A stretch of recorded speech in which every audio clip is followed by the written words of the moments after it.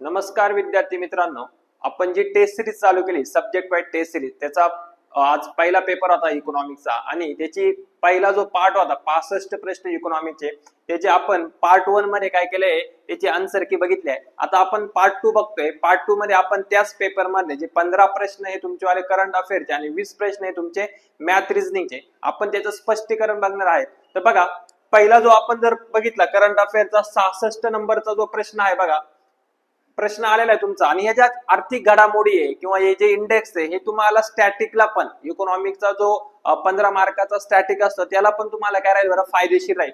बघा, पहिला प्रश्न कशाबद्दल बघा, तर institute of economic and peace या संस्थेने जाहीर केलेला जागतिक शांतता निर्देशांक 2025 मध्ये जगातील सर्वात अशांत देश कोणता ठरलेला आहे? तर लक्षात ठेवा, उत्तर आहे त्याचं आलं रशिया. थोडस ऑड आहे बघा, रशिया सर्वात अशांत देश ठरलेला आहे. मे बी त्याला रशिया आणि युक्रेन हे युद्ध पण कारणीभूत असू शकतं, कारण त्याच्यात पाठोपाठ 2 नंबरचा अशांत देश आहे तो युक्रेन आहे. ओके, पण सर्वात अशांत आहे तुमचा वाला रशिया. तर कधी तुम्हाला प्रश्न विचारला तर लक्षात ठेवा, पुन्हा एखादा प्रश्न अजून काय विचारू शकता का, कोणती संस्था ही शांततेचा निर्देशांक जाहीर करते? IEP. लक्षात ठेवा, IEP. ओके, पुढे जाऊ आपण. 67 नंबरचा प्रश्न आहे बघा, खालील विधानांचा योग्य विचार करून योग्य पर्याय ओळखायचा आहे तुम्हाला. आणि मला असं वाटतं की हा प्रश्न कुठेतरी कंबाईनला येणं डिझर्विंग करतो, BC किंवा राज्यसेवेला पण येऊ शकतो. बघा काय प्रश्न आहे, PM मित्र पार्क बद्दल. PM मित्र पार्क योग्य पर्याय तुम्हाला ओळखायचा आहे. तर भारतीय वस्त्र उद्योगाला बळकटी देण्यासाठी PM मित्र पार्क ही योजना सुरू केली. यस, हे विधान तुमचं अगदी बरोबर आहे. दुसरं बघा, PM मित्र पार्क हे देशामध्ये पहिल्यांदा मध्य प्रदेश राज्य स्थापन केलं. यस, हे पण तुमचं विधान काय बरोबर आहे. महाराष्ट्रातील पहिलं PM मित्र पार्क हे नागपूर. तर हे विधान तुमचं चुकीचं आहे, हे झालेलं आहे अमरावती या ठिकाणी. तर तुम्हाला विचारू शकता, 1 लाइनर मध्ये पण विचारू शकतात किंवा असं 2-3 लाइनर मध्ये पण विचारू शकतात. क तुमचं चुकीचं आहे. इथे विचारा योग्य पर्याय, तर योग्य पर्याय तुमचं उत्तर आहे अ आणि काय ब. ओके, तर थोडस हे जे पॉइंट्स मी काढलेले का जे करून मला असं वाटतं की पेपरला येऊ शकतात, तर ते थोडं घरी जाऊन तुम्ही एकदा रिवाइज पण करण्याचा प्रयत्न करा. तुमच्या करंटच्या बुक मध्ये बघा, सोर्स हा आहे सिम्प्लिफाईडचं जे करंट अफेअर आहे, तर सिम्प्लिफाईडच्या करंट अफेअरचा सोर्स इथे घेतलेलं आहे. लक्षात ठेवा.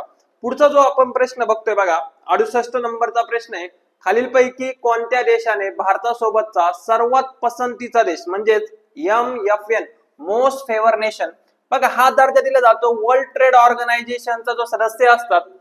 आणि वर्ल्ड ट्रेड ऑर्गनायझेशनचं ते तत्व आहे भेदभाव विरहित व्यापार. कोणत्याही प्रकारचा भेदभाव नाही झाला पाहिजे. जो माल, जो वस्तू, जे सेवा आपण एखाद्या देशाला विकतो तो त्याच भावाने त्याच रेटने दुसऱ्या देशाला विकलं पाहिजे. आणि त्याच्यासाठी आपण कोणता दर्जा देतो? तर पसंतीचा, मोस्ट फेवर नेशनचा दर्जा देतो. तर कोणत्या देशाने काढून घेतलाय किंवा निलंबित केलाय भारतासोबतचा? त्याचं उत्तर आहे स्वित्झर्लंड. पण आता इथे बघा, क तुम्हाला कधी कधी काय होतं की तुम्ही 3 पर्याय मारून देतात, कारण 3 नंबरला स्वित्झर्लंड आहे. पण तसं नका करू. स्वित्झर्लंड किती नंबरला आहे? तर 2 नंबरला आहे. तर तुमचा ऑप्शन क्रमांक काय? 2. आणि याला आपण म्हणतो सिली मिस्टेक. म्हणून आपण हे टेस्ट सिरीज आपण काय केलेलं आहे, ऑर्गनाइज केलेलं आहे. ते आपण अगदी मोफत मध्ये की मुलांच्या काय सिली मिस्टेक होत आहे किंवा पेपरला जाण्याचा काय अप्रोच असला पाहिजे त्याच्यासाठी तुम्हाला खूप फायदेशीर आहे. पुढचा प्रश्न बघा, मानव विकास निर्देशांक HDI अहवाल 2025 नुसार पहिल्या 4 देशांची योग्य ती क्रमवारी ओळखायची. तर हा HDI चालू कधी केला? 1900 कितीला? 90 ला. याच्या मागे कोणते 2 व्यक्ती होते तुम्हाला माहित पाहिजे, अमर्त्य सेन असेल किंवा पाकिस्तानचे अर्थतज्ञ मेहबूब काहीतरी असतील, तर त्यांना तर जनक म्हणले जातं पाकिस्तानचे जे अर्थतज्ञ वगैरे. भारताचा याच्यात क्रमांक किती आहे? तर भारताचा आत्ताचा क्रमांक आहे 130वा. पहिला मागच्या वर्षी होता 133वा. म्हणजे 3 अंकांनी भारताने याच्यामध्ये काय केलेली आहे, सुधारणा केली. पण जर तुम्ही टॉप 4 काढले तर टॉप 4 तुम्हाला माहित पाहिजे बघा, आइसलँड, नॉर्वे, स्वित्झर्लंड आणि काय बरं, डेन्मार्क. अजून पुढे जाऊन तुम्हाला याच्यावरती प्रश्न विचारू शकतात. मानव विकास निर्देशांक HDI 2025 ला हे टॉप 4 आहे, आइसलँड, नॉर्वे, स्वित्झर्लंड आणि डेन्मार्क. तुमचं काम काय आहे घरी जाऊन, तर शेवटचे 4 देश पण तुम्ही काढून ठेवा. तुम्हाला माहिती पाहिजे शेवटचे कोणते 4 देश आहे. ठीक आहे, पुढचा प्रश्न पाहू आपण. 70 नंबरचा प्रश्न पाहू बघा, ऑक्टान या संस्था, आधी मी संस्था तुम्हाला निर्देशित केले कारण FDI बरोबर FDIचं जे रिपोर्ट देणार आहे किंवा FDI बरोबर माहिती देणार आहे असे 2 तुम्हाला संस्था सापडतील. तर दोन्ही संस्थेमध्ये खूप सारी तफावत दिसून येते. एका याच्यामध्ये अमेरिका आहे, एका याच्यामध्ये दुसरं काहीतरी दिलेलं आहे. तर बघा आता इथे अक्टन दिलेलं आहे. अक्टन या संस्थेने जाहीर केलेला जागतिक गुंतवणूक अहवाल 2025 मध्ये कोणत्या देशाला सर्वाधिक एफडीआय प्राप्त झाला, तर त्याचं उत्तर दिलेलं बघा अमेरिका. तर तुम्हाला माहित पाहिजे. आता पुढे घरी जाऊन तुम्ही काय करू शकता की भारतामध्ये जी गुंतवणूक होते बघा भारतात, तर भारतामध्ये कोणते देश सर्वात जास्त गुंतवणूक करतात, तर तुम्हाला 1, 2 आणि 3 तुम्हाला माहित पाहिजे. सिंगापूर आहे का, मॉरिशस आहे का, अमेरिका आहे का, काय हे तुम्हाला माहित पाहिजे. आता मी सगळं इथे स्पष्टीकरण करू शकत नाही, कारण तुम्हालाही थोडस सेल्फ स्टडी करावी लागेल. तुम्हाला घरी मी तुम्हाला अप्रोच सांगतोय, तुम्हाला काय करायचंय काय नाही ते सांगतोय. तर बघा याचं उत्तर अमेरिका दिलंय. तुम्ही भारतातला सर्वात जास्त गुंतवणूक करणारे देश तुम्हाला काढायचे आहेत. पुढे बघा रिझर्व्ह बँक ऑफ इंडियाने 2025 रोजी खालीलपैकी कोणत्या बँकेला अनुसूचित बँकेचा दर्जा दिला. आधी अनुसूचित बँकेचा दर्जा कधी मिळतो काय, तर आरबीआय ऍक्ट 19 किती बरं 34 याच्यामधल्या तुमच्यावाल्या अनुसूचित 2 मध्ये असलेल्या ज्या बँक असतील, अनुसूचित किती 2, तर आयोगाने प्रश्न विचारलेला आहे, त्याला आपण काय म्हणतो अनुसूचित बँका म्हणतो. मग नक्कीच आता कोणाला भेटलेला आहे, तर विश्वेश्वर सहकारी बँक लिमिटेड, आणि ही भारतातली 50वी बँक बनलेली आहे आणि महाराष्ट्रातली माझ्या मते 3री का काहीतरी बँक ठरलेली आहे. तर तुम्हाला याच्याबद्दल माहित पाहिजे, आरबीआय बद्दल सगळं तुम्हाला माहित पाहिजे. ओके, पुढचा जो प्रश्न बघा महत्वाचा, देशातील पहिले गोल्ड मेल्टिंग एटीएम कोणत्या शहरामध्ये उभारण्यात आले. एकदम सिंपल आहे, येऊ शकतो. तर हे आहे बघा तुमचं आलं कुठे बरं, हैदराबाद या शहरामध्ये. ओके, बरेच लोक याला बेंगलोर किंवा अहमदाबाद सोबत काय होऊ शकतात, कन्फ्युज होऊ शकतात, परंतु याचं उत्तर खरं जे आहे ते आहे हैदराबाद.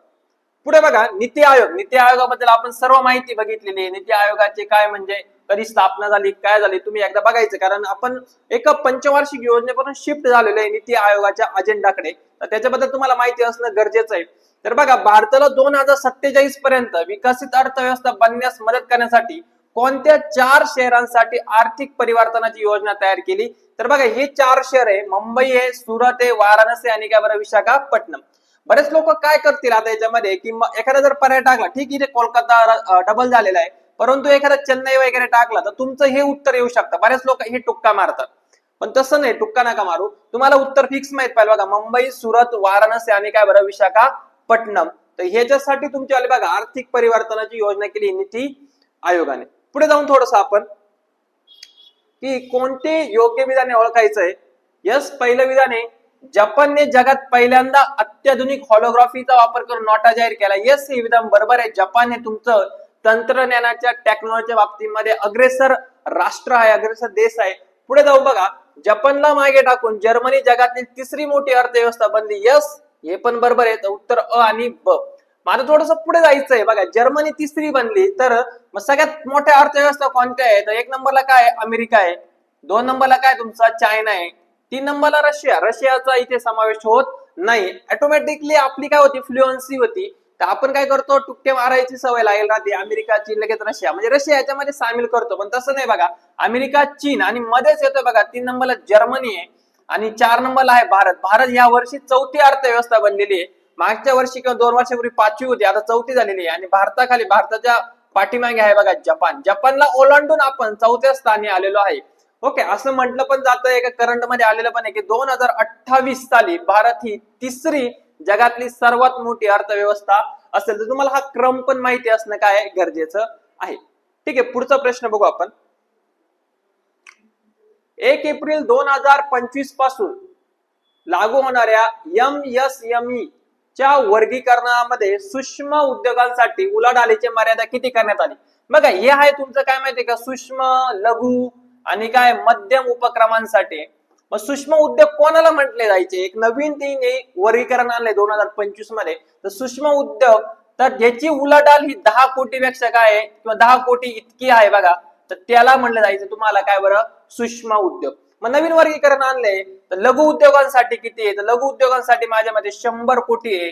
आणि मध्यम उद्योगांसाठी किती, तर मध्यम उद्योगांसाठी किती बरं, 500 कोटी. हे अगोदर किती होते, तर अगोदर हे 5 कोटी होते, 5 कोटीचे 10 कोटी केले, हे 100 कोटीचे 50 केले, 50 कोटीचे 100 केले आणि 250 कोटीचे किती केले बरं, 500 कोटी केले. तर हे तुम्हाला माहिती असणं गरजेचं आहे. हे झालं उलाढालीच्या बाबतीत.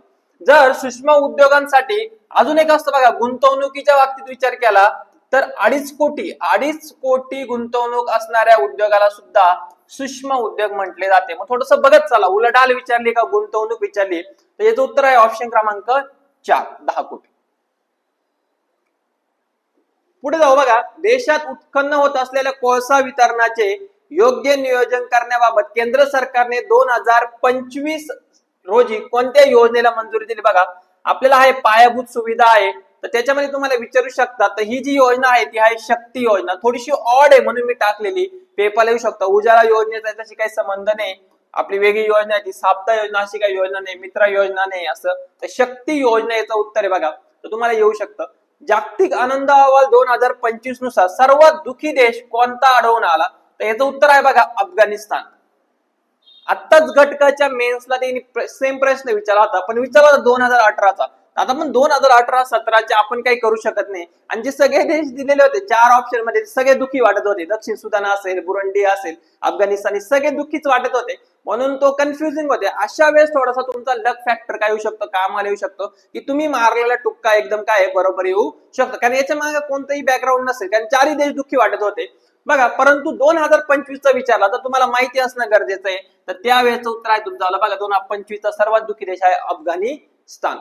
पुढचं बघा, 2014ला लागू झालेल्या 7व्या वेतन आयोगाचे अध्यक्ष कोण होते? आता चर्चा चालू आहे बघा 8व्या वेतन आयोगाची, जे तुमचं आलंय 1 एप्रिल 2026 पासून लागू करायचं. सॉरी, 1 एप्रिल नाही म्हणता येणार याला, 1 जानेवारी म्हणता येईल. 1 जानेवारी 2026 पासून लागू करण्याचा प्रयत्न होणार आहे. अजून 8व्या वेतन आयोगाचे अध्यक्ष कोण आहे हे आपल्या काही ठरलेलं नाही, परंतु 7व्या वेतन आयोगाचे विचारले तर माहित पाहिजे AK माथुर. पुढे जाऊ आपण. ग्लोबल जेंडर गॅप रिपोर्ट जागतिक लिंगभेद निर्देशांक अन्वये भारताचा जगात कितवा क्रमांक लागतो? डायरेक्टली फॅक्च्युअल होते. मागच्या वेळेस राज्यसेवेला हंगर इंडेक्स विचारला होता आणि डायरेक्टली फॅक्च्युअल. लक्षात ठेवा, पेपर राज्यसेवेचा असता तरी 1 लाइनर त्यांनी इंडेक्स विचारला होता, तर तुम्हाला माहिती गरजेचं आहे. त्याचं उत्तर आहे बघा 131वा क्रमांक लागतो. आणि HDI आपण बघितला होता, HDI मध्ये भारताचा क्रमांक किती आहे? 130वा आहे, तर हे तुम्हाला माहिती असणं गरजेचं आहे. बघा पुढे जाऊ आपण. भारत सरकारने पहिले सहकार धोरण कधी घोषित केले? तर 2002 ला घोषित केले. हा प्रश्न विचारू शकतात बघा. दुसरे आपण आता घोषित केले, डेट एक्झॅक्ट माहित नाही, परंतु 24 जुलैच्याच आसपास आहे. 24 जुलै 2025 ला आपण दुसरं सहकार धोरण काय केलंय? घोषित केलंय. याच्यामध्ये पण लक्षात ठेवा, जी मसुदा बनवलाय दुसऱ्या सहकार धोरणाचा, तर त्याचे अध्यक्ष कोण होते? तर सुरेश प्रभू. सुरेश प्रभू यांच्या अध्यक्षतेखाली समिती गठीत झाली आणि त्यांनी दुसऱ्या सहकार धोरणाचा काय केलेला बरं. आणि याच्यावरती अजून खूप प्रश्न आहे, सहकारावरती प्रश्न विचारू शकतात. गटकला पण आला होता, कारण का आला होता? कारण करंट मध्ये होते बघा सहकारावरती. माझ्या मध्ये सहकार पहिलं विद्यापीठ गुजरात मध्ये स्थापन केले, तर हा पण येऊ शकतो भविष्यामध्ये आनंद येथे. ओके, तर हे पण तुम्हाला प्रश्न विचारला जाऊ शकतो. पुढचा जो आपला आहे बघा, एकदम करंट, एकदम जर बघितलं ना तर एकदम बऱ्यापैकी हे तुमच्या स्टॅटिकला कनेक्ट केलेलं होतं, एकदम इझी लेवलला होतं. तुम्हाला कळलं पाहिजे अप्रोच कसा असला पाहिजे, याच्यावर जास्तीत जास्त भर दिलेला आहे. पुढचा जो प्रश्न बघा 81 ते तुमच्यावाले 100 हे आहे तुमचे मॅथ रिझनिंगचे. 20 मार्काला हे प्रश्न आहे तुमच्यावाले, 20 क्वेश्चन असतात. आणि इथे तुमचं आला काय बरं, टाइम मॅनेजमेंट जमलं पाहिजे. ऍटलीस्ट तुम्हाला 20 प्रश्नासाठी 25 तुमचे काय असलं पाहिजे बरं, 25 मिनिटं तरी तुमच्याकडे शिल्लक असले पाहिजे. या स्पीडनच तुम्हाला पेपर. याच्यासाठी तुम्ही काय करा, प्रिंट काढा पेपरची. जरी ऑनलाईन मी तुम्हाला PDF देत असलो तरी तुम्ही त्याची प्रिंट काढा आणि तुम्ही कंप्लीट 1 तास लावून त्याचा काय करा बरं, वेळ 1 तास लावून त्याची प्रॅक्टिस करा. कारण प्रॅक्टिसनच हे होईल. कारण अटेम्प्ट हे 70-80 अटेम्प्ट करून याचा उपयोग नाही. तुम्हाला ऍटलीस्ट 90+ अटेम्प्ट करावाच लागेल. बघा मॅथ रिझनिंगच्या बाबतीमध्ये एकदम सिंपल आहे बघा. बोर्ड मॉचच्या याच्यामध्ये विचारलेले, फक्त तुम्हाला काय करायचंय, अजून एक नवीन गणित बनवायचंय बघा. 39 आणि प्लस, प्लस म्हणजे काय रे, भागिले म्हणून घेतला 13. नंतर मायनस, मायनस म्हणजे काय रे, गुणिले, गुणिले किती 11. आणि गुणिले म्हणजे काय, तर गुणिले म्हणजे काय तुमचं आलं रे बघा, गुणिले म्हणजे मायनस, मायनस 12. आणि भागिले म्हणजे तुमचं काय, भागिले म्हणजे प्लस. हे नवीन बनवलं आपण, चिन्ह आदले बदले करून. बरं 33 39 झाले, गुणिले 11 आणि 12 म्हणून 3 गेले, किती राहील 9. 33 - 9, 33 म्हणून 9 गेले, उत्तर आलं तुमचं किती रे, 24. ऑप्शन क्रमांक 3. एकदम सिंपल आहे. पण अशा गणिताला कधी काय होऊ शकतं, घाई मध्ये तुमच्याकडून जे चिन्ह आहे ते चुकू शकतं आणि चिन्ह चुकल्यावरती पूर्ण गणित तुमचं काय चुकू शकतं. तर असे गणित तुमचे चुकले नाही पाहिजे, कारण ते साऱ्यांचे सर्वांचे बरोबर असतात, जे सर्वांचे एक्झाम्पल बरोबर असतात ते तुमचे चुकता कामा नाही. पुढचा प्रश्न बघू आपण. बघा काय, मेघाने काय केलेलं आहे, एका स्पर्धा परीक्षेत 100 प्रश्न सॉल्व्ह केले. ऑलरेडी तिने सांगितले किती प्रश्न सॉल्व्ह केले, 100. बरोबर उत्तरासाठी 3 गुण आहे आणि चुकीच्या उत्तरासाठी 2 गुण वजा केले जातात. मेघाला एकूण 150 गुण मिळाले. तिने सांगितलंय मेघाला किती गुण मिळाले, 150. तर तिच्या बरोबर उत्तरांची संख्या किती. आता अशा प्रश्नांसाठी तुम्ही फॉर्म्युले नका यूज करू. तुम्ही काय करा, डायरेक्टली बाय ऑप्शन न जा. ऑप्शन न गेल्यावर तुम्हाला याचा फायदा होईल. बघा आता सिंपल लॉजिक आहे, तिचे 100 ते 100 बरोबर असते, 100 ते 100 बरोबर असते तुमच्यावाले, तर 300 गुण झाले असते. आणि आता बघा मग आपण ऑप्शन न जाऊ. आपण पहिला जर ऑप्शन घेतला तुमचा 50 बरोबर आहे, 50 गुणिले 3 घेतले तर किती मार्क येतात, 150 मार्क येतात. आणि म्हणजे 50 बरोबर आहे, तिने 100 सॉल्व्ह केले आणि म्हणजे 50 काय चुकले, तर 50 चुकले म्हणून तिचे किती मार्क झाले वजा, बरं 100 मार्क वजा झाले, तर तिला किती मार्क मिळतात 50. पण आपल्याला किती मार्क पाहिजे, 150. अशा पद्धतीने तुम्ही गणित सॉल्व्ह करा. बघा अजून एक ऑप्शन घ्या 60, तर 60 चे 60 बरोबर असेल तर 180 मार्क येतील. आणि 40 चुकतील तर किती मार्क जाते, 40 गुणे 80, तर तिला किती मार्क पडते 100. आपल्याला किती पाहिजे 150. आणि म्हणून पुढचं घ्या. बघा 70 बरोबर घेतले तर 210 मार्क येतील. आणि खाली 70 जुने किती होते बरं तुमच्यावाले, 140. आणि याचे जर तुमची मायनस जर केले तुमच्यावाले तर किती येते बघा, 0 0, 11तून 4 गेले किती राहील तुमच्यावाले 7. नंतर हातच्या दिला 70, नाही इथे काय सॉरी इथे तुमची मिस्टेक झालेली. बघा आपल्याकडून कॅल्क्युलेशन 70 बरोबर 210 उरले 30 ना, 30 राहिले ना, आपण ते 40 घेतले, 30 घेतले तर 30 चुकले तर 30 जुने किती मार्क जातील 60, म्हणून किती राहिले बरं 150. म्हणून इथे उत्तर येईल तुमचं काय बरं 150. लक्षात ठेवा एकदम सिंपल लेवल आहे. बाय ऑप्शन झालं, चला फक्त थोडस तुमचं वालं अवेअरनेस तुमच्याकडे पाहिजे. पुढे बघा विधान काय म्हटलेलं आहे का, काही कपडे काय बरं फरशा आहे, काही फरशा काय बरं पिशव्या आहे. बरोबर आहे ना, आकृती काढा तुम्ही. बघा काही कपडे इथे टाकले तुम्ही, कपडे इकडे टाकले तुम्ही फरशा, आणि काही फरशा काय बरं पिशव्या. आता बघा ऑप्शन जर बघायला गेलं तर किंवा किंवा किंवा आहे. किंवा म्हणजे काय असतं बघा सॉरी, किंवा म्हणजे असतं तुमच्याकडे एक असं निश्चित आणि एक असं तुमचं काय अनिश्चित, म्हणजे पॉसिबिलिटीवर काम करतं. जेव्हा आणि येतं आणि ऑप्शन मध्ये तेव्हा ती पॉसिबिलिटी नेहमी काय असते रे, निश्चित पॉसिबिलिटी असते. बघा पण आपल्याकडे ऑप्शन का किंवा आहे, म्हणजे आपल्याला दोन्ही पॉसिबिलिटीचा वापर करायचा, निश्चित आणि काय अनिश्चित. बघा पहिले वाचू, एकही कपडा पिशवी नाही. यस, एकही कपडा पिशवी आहे का, नाही. म्हणून हे विधान तुमचं काय बरोबर आहे. आणि सगळीकडे एक एक दिलेलं आहे, पण हे इलिमिनेट होतं तुमचं वालं. बघा सर्व फरशा पिशव्या आहे. बघा सर्व फरशा पिशव्या आहे का रे, नाही ना. सर्व फरशा कशा का पिशव्या, म्हणजे 100% तुमचं चुकीचं आहे, म्हणून हे पण तुमचं इलिमिनेट झालं. नंतर बघा काही पिशव्या हे काय बरं कपडे आहे, काही पिशव्या कपडे आहे का, नाही. ठीक आहे, याला आपण होल्ड ठेवू. आता पुढे बघा एकही फरशी कपडा नाही. यस, एकही फरशी कपडा नाही, नाही ना. काहीतरी असेल ना, तुम्ही कोणती पण पॉसिबिलिटी लावा, काहीतरी फरशी काय निघाल बरं तुमचा वाला कपडा निघाल. कारण इथे एक्झाम्पल मध्येच म्हटलेलं आहे ना, काही कपडे काय बरं फरशा, म्हणजे चौथं तुमचं 100% काय चुकीचं आहे. पण चौथं पण गेलं तुमच्याकडे राहिला बघा 1 किंवा 3. मग आता 3 कसं सत्य करायचं आपल्याला, 3 सत्य सांगण्यासाठी बघा काही पिशव्या कपडे आहेत. मग आपण ही आकृती, ही जी पिशवी आहे ही आपण इकडे काढू शकतो ना. जर इकडे पिशवी टाकली तर यस, काही पिशव्या फरशा पण झाल्या आणि काही पिशव्या काय झाल्या बरं कपडे पण झाले. म्हणून 1 किंवा 3, एक तर 1 बरोबर राहील किंवा 3 बरोबर राहील. म्हणून ऑप्शन क्रमांक काय तुमचा 4. पुढे बघा याची प्रॅक्टिस करत चला तुम्हाला, कारण व्हेन आकृत्यामध्ये तुम्हाला बाकीचं सगळं सोपं आहे. फक्त तुम्हाला आवड काय किंवा आणि आणीचे एक्झाम्पल एकदा तो बघत चला फक्त, कारण तो जर तुमचा आला परीक्षेला तर चुकता कामा नाही. बघा हे सिंपल एक्झाम्पल आहे, याला तुमचा अभ्यास पाहिजे. जेव्हा तुम्ही घड्याळाच्या दिशेने फिरता त्यावेळेस तुम्हाला प्लस करायचंय, आणि ज्यावेळेस तुम्ही घड्याळाच्या विरुद्ध दिशेने फिरता त्यावेळेस तुम्हाला काय करायचंय, मायनस करायचंय. लक्षात ठेवा पॉझिटिव्ह आणि निगेटिव्ह तुम्हाला माहित पाहिजे. बघा घड्याळाच्या विरुद्ध दिशेने किती बरं 90, म्हणून -90 घेतले कारण विरुद्ध दिशेने आले. आणि पुन्हा 103 कोणात घड्याळाच्या विरुद्ध दिशेने, पुन्हा मायनस किती रे 130, आणि 265 घड्याळाच्या दिशेने म्हणजे 200 प्लस 65. बघा 90 आणि 130 वाले तुमचे वाले किती बरं 200 किती 20, हे जाईल तुमचं चिन्ह राहील मायनस, प्लस 265 प्लस मायनसची वजाबाकी होती 45 आले, 45 तुमचे प्लस झाले. आता बघा धन आले म्हणून आपल्या कोणत्या दिशेने वळायचं, घड्याळाच्या दिशेने. माझं म्हणलं काय इथं बघा पश्चिमेला तोंड करून तो व्यक्ती उभा आहे, पश्चिमेला इकडे तोंड करून उभा आहे, अशी आकृती आहे आपली वाली बघा समजा, आणि तो तोंड करून इकडे उभा आहे. तर 45 डिग्रीने कोणती दिशा येते, कोणती दिशा येते बरं वायव्य. लक्षात ठेवा कोणती दिशा येते वायव्य. आणि दोन ऑप्शन तर अशी एलिमेंट होते ना, 45 दोन दिशा म्हणजे 90 डिग्रीचा फरक राहतो. इथे 45 दक्षिण आणि उत्तर येणारच नाही. नैऋत्य कधी आला असतं जेव्हा -45 आला असतं, तर काय आला असतं तुमचं आलं नैऋत्य, +45 आलं म्हणून उत्तर आहे तुमचं वायव्य. पुढे जातोय आपण बघा. एका रांगेत गोपाळच्या पुढे 3 मुलांव्यतिरिक्त 8 मुले. एकदम सोपं आहे बघा, हे गणित काही म्हणजे एक्सप्लेन करायची पण गरज नाही, तुम्हाला माहित पाहिजे बघा. समजा फॉर एक्झाम्पल अशी आकृती काढली, इथे गोपाळ टाकला, ओके, आणि त्याच्या पुढे 3 लोक आहेत, ते सोडून पुढे किती आहे 8, म्हणजे गोपाळच्या पुढे टोटल किती झाले रे 11. 8 आणि 3 11. इकडे गोपाळच्या पाठीमागे 5 हे 5 आणि ते सोडून तुमचे किती बरं 12, म्हणजे 12 आणि 5 किती झाले 17.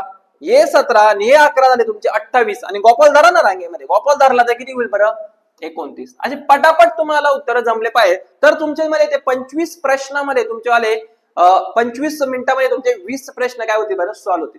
पुढे काय म्हणलं बघा, 8 वर्षापूर्वी नेहा आणि रेखा यांच्या वयाचे गुणोत्तर 2 किती होते बरं 5 होते. आज त्यांच्या वयाचे गुणोत्तर किती 1:2. तर नेहाचे आजचे वय किती बघा, नेहापेक्षा तिची बहीण दुप्पट आहे वयाच्या बाबतीमध्ये जर विचार केला तर ही सगळे आजचं दिलंय. जर नेहा 20 वर्षाची तर तिची बहीण किती असेल 40. नेहा 22 वर्षाची तर तिची बहीण किती असेल 44. नेहा 25 आहे तिची बहीण 50. नेहा 24 आहे तिची बहीण किती रे 48. आपण 1-2 तर रेशो मेंटेन केला. आता आपल्याला काय करायचं मित्रांनो बघा, आता आपल्याला करायचं आहे 8 वर्षापूर्वी त्यांच्या वयाचं गुणोत्तर किती होतं 2:5 होतं. मग 8 वर्ष करा ना मायनस. 20 मधून 8 गेले किती राहिले 12. 40 मधून 8 गेले किती राहिले 32. आणि यांचा जर रेशो काढला तर 4-3-12 आणि 4-8 32. 3-8 येतो, आपल्या 2-5 पाहिजे म्हणून हे पण चुकतं. म्हणून ऑप्शन वरून जा असे गणित बघा. बघा याच्यामध्ये पण तुम्ही जर गेले तर 24 मधून डायरेक्ट तुमचे जर गेले 8 किती राहिले 16 आणि 48 मधून 8 गेले किती राहिले 40. 8-2 16 आणि 8-5 40. रेशो मेंटेन झाले बघा 2:5 म्हणून तुमचं उत्तर काय येतं 24. या ट्रिक्स शिका तुम्ही, एकदम महत्वाच्या आहे. पुढे जाऊ आपण बघा. जसं 10% दराने सरळ व्याज 50,000 60,000 रक्कम किती वर्षासाठी केली असेल ठेवली. एकदम सिंपल आहे ना, 50,000 ते 60,000 झाले तर व्याज किती झालं रे 10,000. किती ठेवली होती 50,000. किती इंटरेस्ट रेटने ठेवली होती 10. आणि एन काढायचं आपल्याला नंबर ऑफ इयर्स आणि 100. बघा हे 2 शून्य कॅन्सल झाले. 500 गुणिले 10 केले तर 5,000 होत्या. 10,000 भागिले 5,000 इक्वल टू एन किती रे 2. ते किती वर्षासाठी असेल ती 2 वर्षासाठी असेल. आता आपण असंच पेपर थोडा डिफिकल्ट करीत जाणार आहे पुढे पुढे, कारण आयोग तुम्हाला कधी कधी 2 वर्षाचं सरळ व्याज आणि चक्रवाढ व्याज याच्यामधला काय विचारतो माहितीये, फरक पण विचारतं. तर तुम्हाला 2-3 वर्ष तो फॉर्म्युला पण तुम्हाला माहिती असणं काय गरजेचं आहे. बघा अजून पुढे जाऊ आपण थोडस. संजय परेशपेक्षा 3पट वेगाने आणि परेश निलेशपेक्षा काय बरं 5पट वेगाने. बघा म्हणजे परेश निलेशपेक्षा 5पट वेगाने चालतो. ओके, म्हणजे रेशो झाला तुमचा एकाच किती बरं 5. निलेश 45 मिनिटांमध्ये केलेला प्रवास परेश फक्त किती मिनिटांमध्ये करेल. तर बघा जर निलेश 45 मध्ये करतोय आणि ऑलरेडी परेश निलेशपेक्षा 5 पट जास्त चालतोय तर 9-5 किती होते 9-5 45. उत्तर येईल तुमचं काय रे 9 उत्तर येईल. ओके पुढे जाऊ आपण.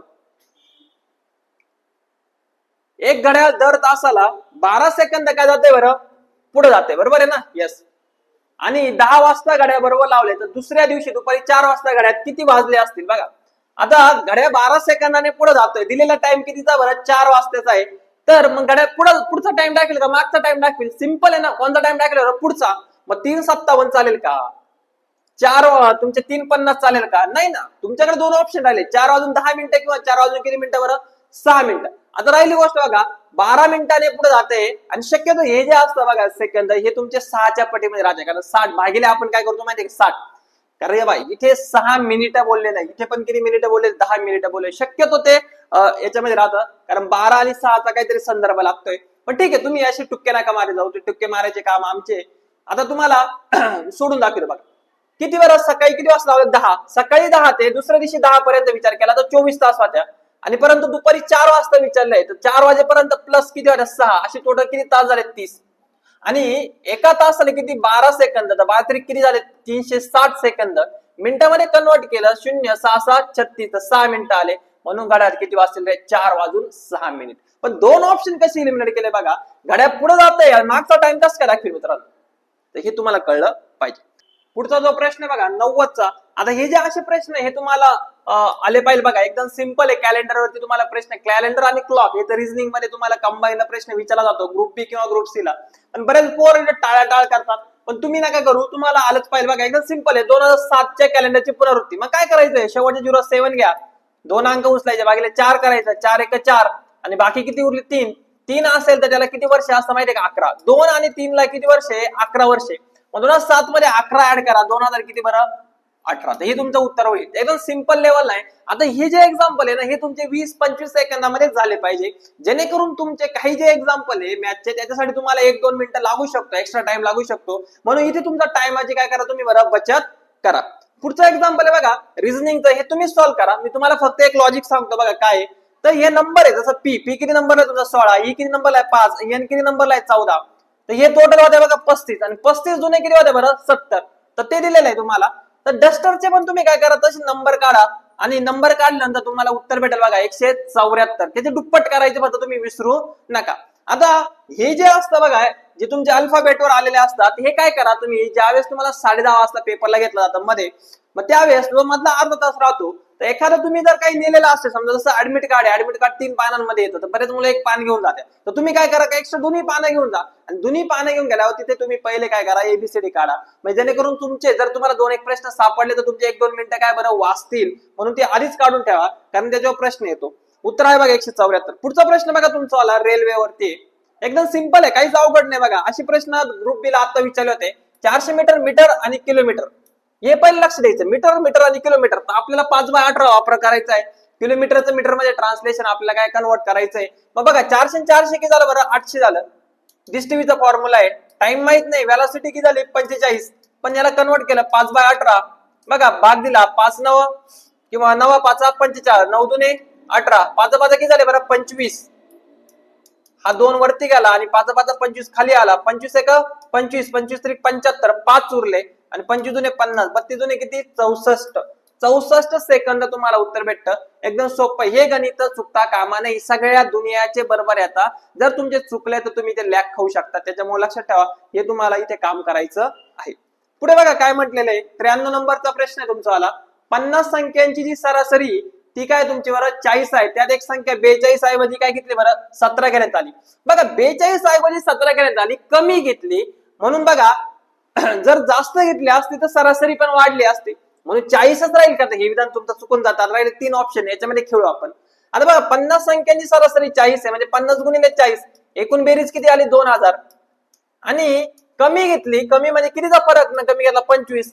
जर 42 घेतली तर आपल्याला अजून 25 ऍड करावं लागतील, बरोबर आहे ना? मग तुमच्या इथे 2000 किती? 25 भागिले तेवढ्याच संख्या 50. मग भाग द्या. 50 1 50, 50 चोक सॉरी 200 राहिले बघा तुमच्यावाले. 2 राहिले आणि 2 ठेवले तर 25 आले. 25 ला भाग जातो का नाही, म्हणून 0 घेतला आणि पॉईंट घेतला. मग 250 झाले आणि 50 5 किती रे? 250. तर 40.5. तुम्ही प्रॉपर भागाकार गुणाकार करा. मी तुम्हाला फक्त कन्सेप्ट सांगतोय कसे सॉल्व्ह केले जातील. कॅल्क्युलेशन फास्टच पाहिजे तुमचं. पुढे बघा सिंपल आहे बघा. एका व्यापाऱ्याला राम मनोहर श्याम तिघां मिळून ही भागीदारी आहे 5 6 9 आणि या व्यापारामध्ये 24,000 रुपये काय झाला? त्यांना फायदा झालाय. बघा सगळ्यात जास्त जर बघितलं तर श्यामची भागीदारी 9 आहे, म्हणून बघा त्याला फायदा पण काय व्हायला पाहिजे? सगळ्यात जास्त व्हायला पाहिजे. आता तुम्ही श्याम जर 1080 पकडला तर तिघं मिळून 3000च होतील ना, कारण सगळ्यात जास्त नफा तर श्यामला येतोय. 1080 कसं करायचं? कारण 24,000 नफा झालेला आहे आणि 1080 कसं काय श्यामच्या वाटेल? हा ऑप्शन तुमचा इलिमिनेट होतो. बघा काय करायचं, तिघांची बेरीज करा. 5 आणि 6 11, 11 9 20. या 20 ने 24,000 20 ने भागा, 0 0 कॅन्सल. इथे राहिले 1200.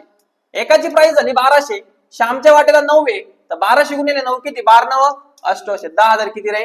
800. एकदम सिंपल. याच्यातून तुम्ही बाकीच्यांचा पण वाटा करू शकता. जसं 12 5 60, हे 6,000 कॉलेज झाले तुमचेवाले रामचे आणि 12 72 हे कॉलेज झाले तुमचे मोहनचे. ते काढता आलं पाहिजे तुम्हाला.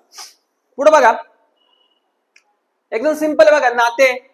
एका स्त्रीकडे बोट दाखवून शांती म्हणाली, माझ्या भावांच्या काकाच्या, माझ्या भावाचे काका म्हणजे माझेच काका ना, म्हणजे माझे म्हणजे कोणाचे काका? शांतीचेच काका. तर शांतीच्या काकाच्या मुलाची आई, शांतीच्या काकाच्या मुलाची आई म्हणजे शांतीची कोण झाली? काकी झाली ना. तर तिचं काय आहे? काकी सोबतच पुतणी. लक्षात ठेवा. एकदम सोपं बघा, काय अवघड नाही. पुढे बघा काय म्हटलेलं आहे. आता तुम्हाला हा क्रम लावायचा बघा. ए आणि डी चा विचार केला तर मध्ये काय सोडलेलं आहे बघा? बी आणि सी सोडलेला आहे. डी आणि जी चा विचार केला तर मध्ये काय सोडलाय? इफ आणि एफ 2 सोडलेला आहे. जी आणि जे चा विचार केला तर काय मध्ये सोडलेला आहे? एच आणि काय सोडलेला आहे बरं तुमचं?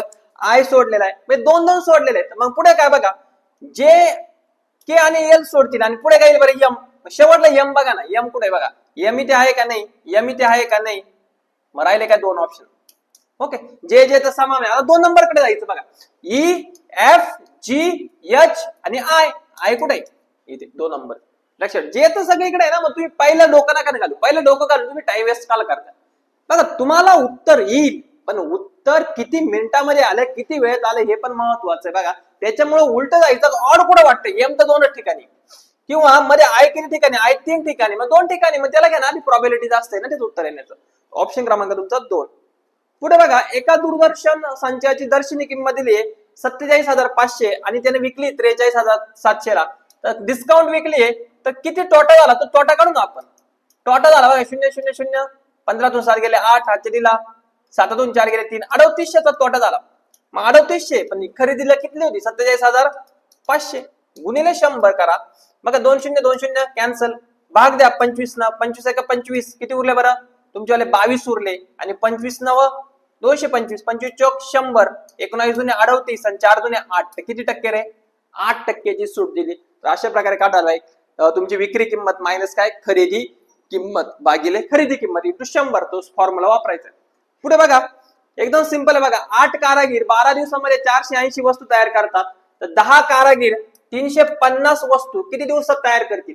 बघा एकदम सिंपल. 8 गुणिले 12 भागिले किती? 480 इक्वल टू 10 गुणिले डे 2 काढायचा तुम्हाला, डे 350. ओके, तर मग काय करा आता? हे 0 तुमचे काय कॅन्सल होऊन जातील. हा 35 तिकडे काय करतोय?